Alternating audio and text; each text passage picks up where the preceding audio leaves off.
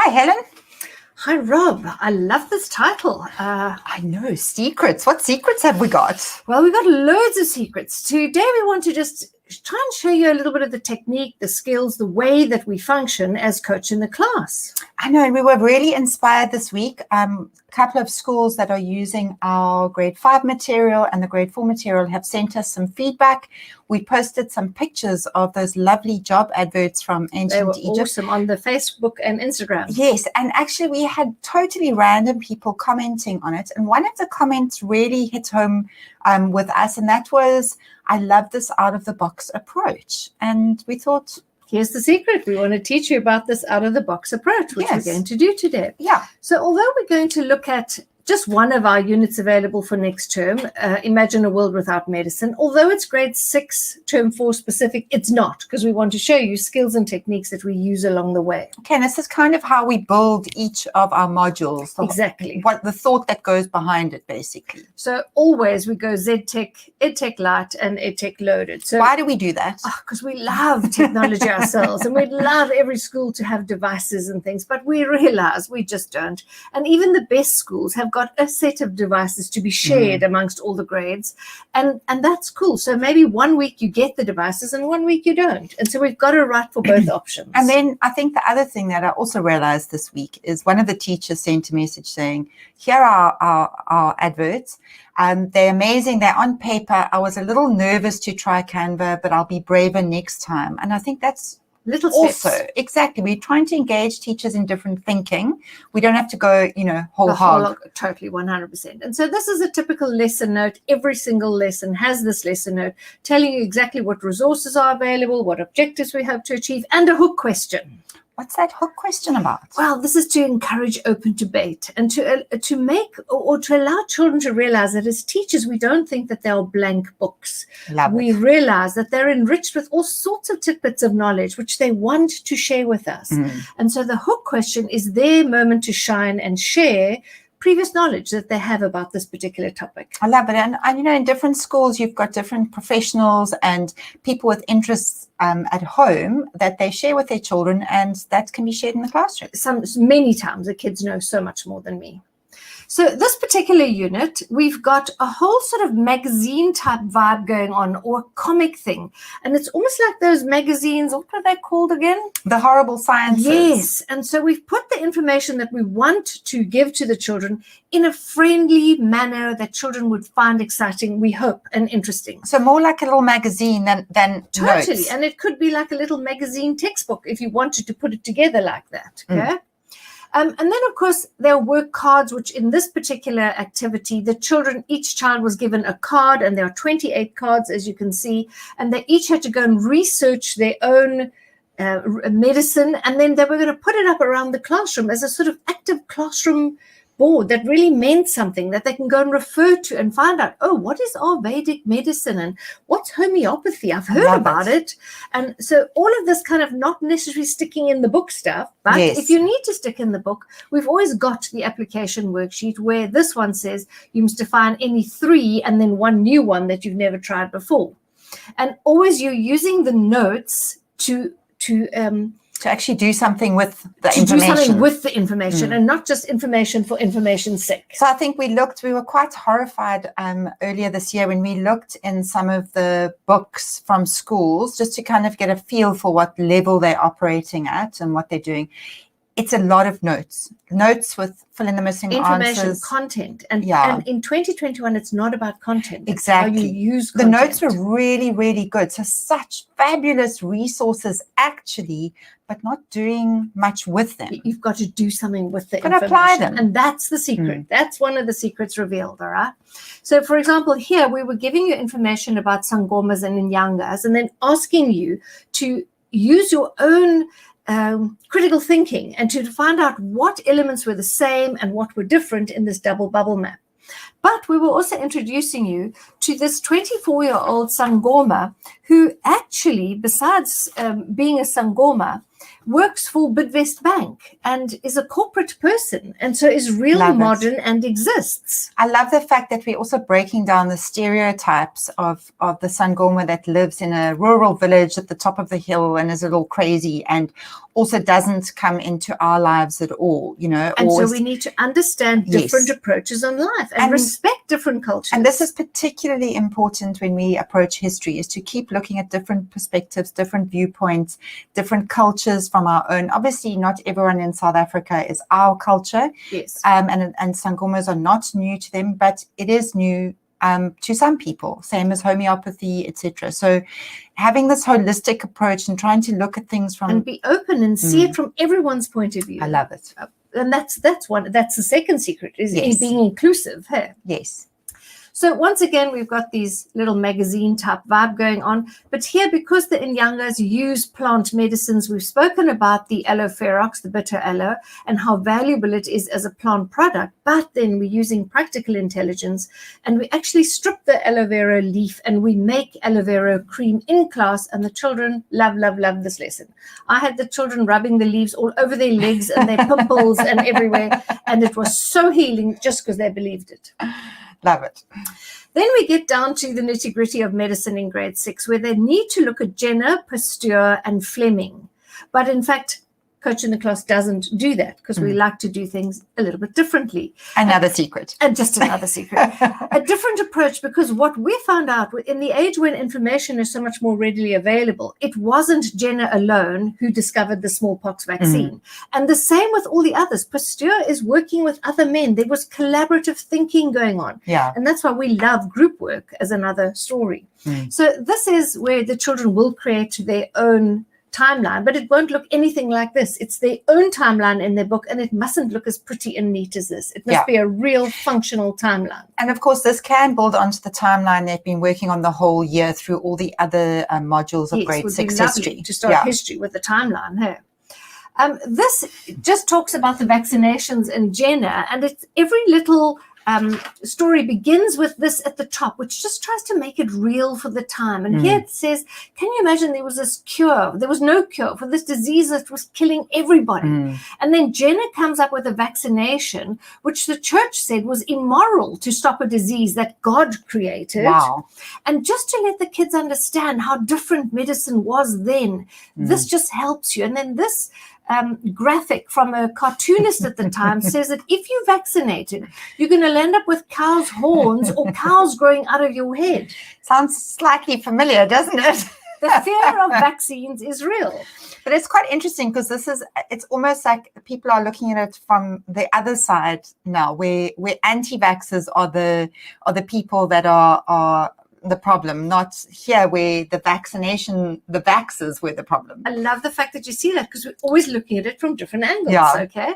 And then we actually talk about the vaccination per se, and not so much just about Edward Jenner. Then when we get onto anesthesia, again, we go and look at Morton, who talks about this little knife thing is a woman who could feel the knife cutting into her chest. And it was so excruciating was the pain. And I don't think we imagine going to the dentist without having some form of anesthesia in our mouth, local anesthetic injected. Yeah. And then again, this piece here so nicely describes that anesthetic is credited to Morton, but in fact, it wasn't Morton. There was so much going on at the time. First of all, there was opium. And then I think first they hit them over the head. And then there was opium and alcohol, and then nitrous oxide. And it comes down to everybody doing different things. And I mean, today, although Morton is credited, he used ether. Modern anesthesia, we actually don't understand it completely ourselves today, and it's a mixture of gases. So why would we credit Morton in the first place? Yeah, I suppose it's that thing of like he who shouts loudest kind of thing. Exactly, and because he did a public demonstration, he got the credit, which is very, very sad. And therefore, here again, we're teaching the children how to take this information. There's the year 1842. Who was it? It was Clark. And what did Clark do? Oh, well, he worked with ether, and then Wells worked with nitrous oxide, and so you're going to fill that all in here. Plus there's this lovely journal article about Morton's public demonstration, which will fit into the other parts of the note that you are creating.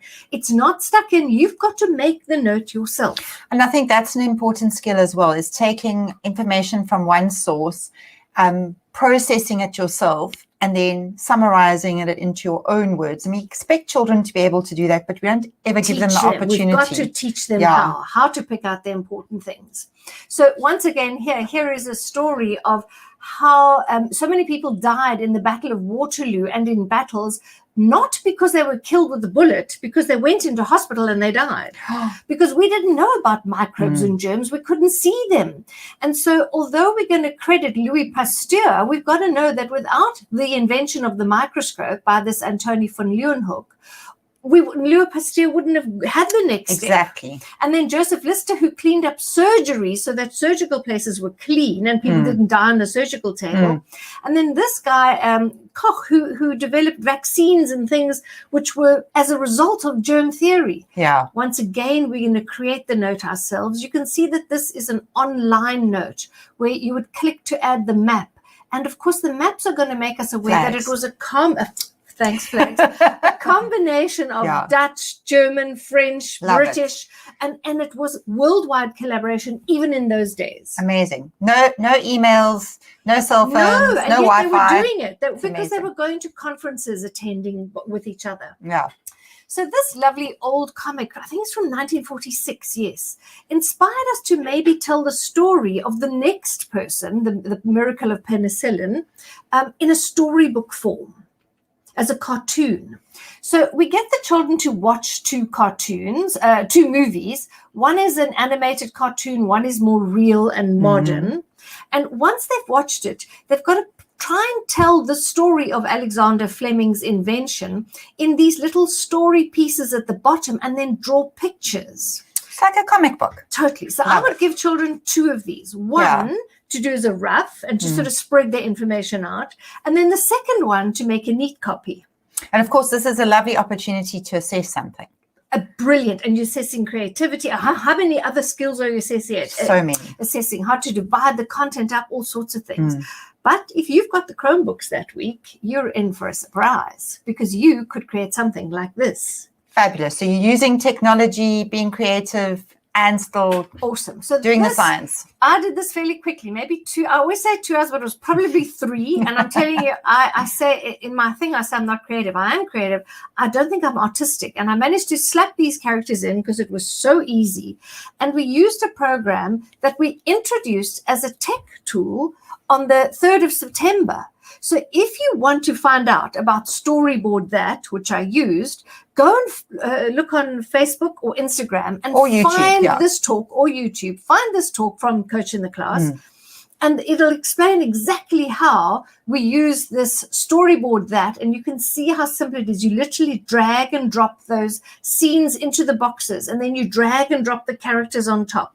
It is so exciting. And of course, because it's so engaging, the kids don't forget what they've done. And they remember that information. Exactly. And the skill of making it into little bite-sized chunks. And having that visual reminder as well. I mean, you can't, there isn't a better way to remember things than visual, but also the engagement of it. They're not going to have to go home and study. No, because they will remember this. That's for sure. That was so fun. And then lesson 7 brings us to an online Google form where it was marvelous because it's going to mark all your work for you. But of course, if you don't have the online, we have printed it out so that you can print it and let the children answer it. And I would actually even create a little form with ABC, and you can color in all the ABCs and mark it very, very easily. And this is about streamlining your assessment jobs. And notice there are loads of assessments throughout the whole work. That's another secret of Coach in the Class. So we have those multiple opportunities to assess children. So there might be 6 assessments, you might use 2 or 3 of them if you want. Totally. And so it's more that idea of continuous assessment. And of course, this isn't marked. This is online if you've got a Chromebook. Otherwise, it's a lot easier because there are multiple questions. And the memo's there. Always a memo from Coach in the Class. And then right at the end, CAPS wants you to look at a South African inventor or medical person, and it wants you to look to the future. So Once again, we offer the children, it's almost like a 3-part process where they're given information from Britannica Kids, and they've got to write something about Christian Barnard.